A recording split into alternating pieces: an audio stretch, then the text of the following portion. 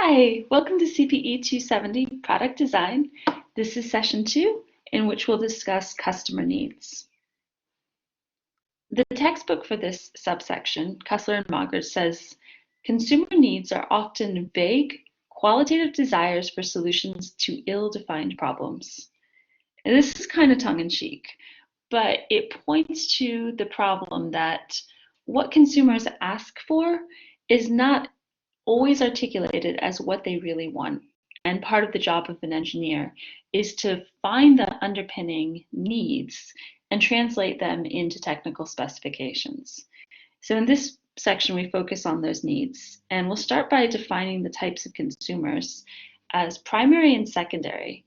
The primary consumer purchases the product, and the secondary consumer uses or consumes the product. For example, a parent who buys sweets for their child is the primary consumer because they're paying, and the child is the secondary consumer because they're actually eating the product. It's certainly very important for marketing to differentiate the primary and secondary consumers, but in terms of product design, there's times when you would certainly target the secondary consumer and actually make the product to their specifications because the primary consumer might be sort of a middleman that will buy the product regardless, and it's really the needs of the secondary consumer that are driving the cycle. One of the classic ways marketing appears is in this cereal box, where words like family and the reference to 24 servings down here appeal to sort of adult sensibilities of economy and family life. And certainly the bright colors and the cartoon characters are meant to appeal to children, who are the secondary consumers.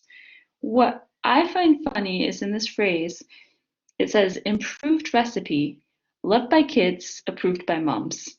They've managed to squeeze in some sexism because it's implying that only moms are concerned about the nutrition of their family and the purchasing. And it doesn't really address families with two dads now, does it? That's marketing. When we talk about customer needs, people might describe a food product as toothsome or good mouthfeel. And it's our job to sort of quantify those. And one of the steps we do is sort of separating the raw customer need into these categories of sensory quality. And so organoleptic refers anything to do with the senses.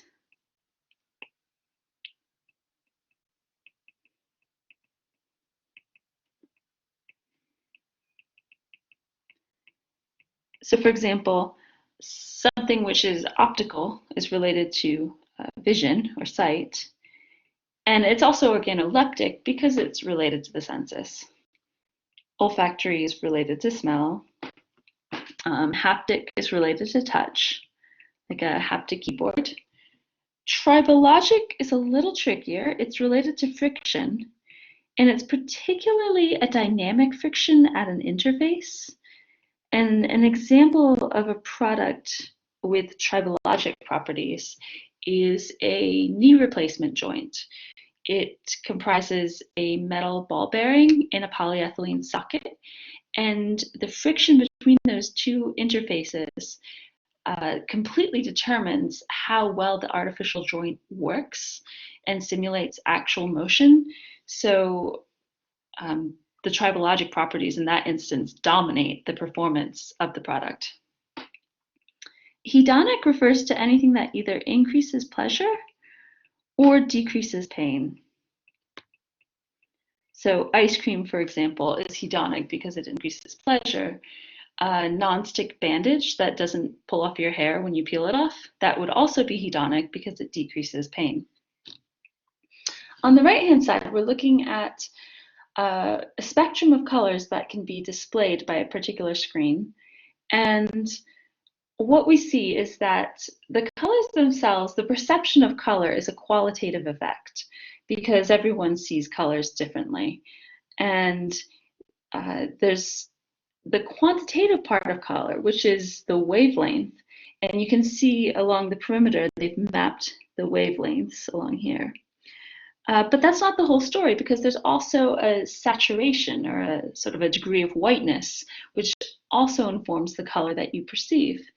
So this spectrum shows all of it, and it's mapped it so that, a pale blue is close to a pale green, and that makes sense.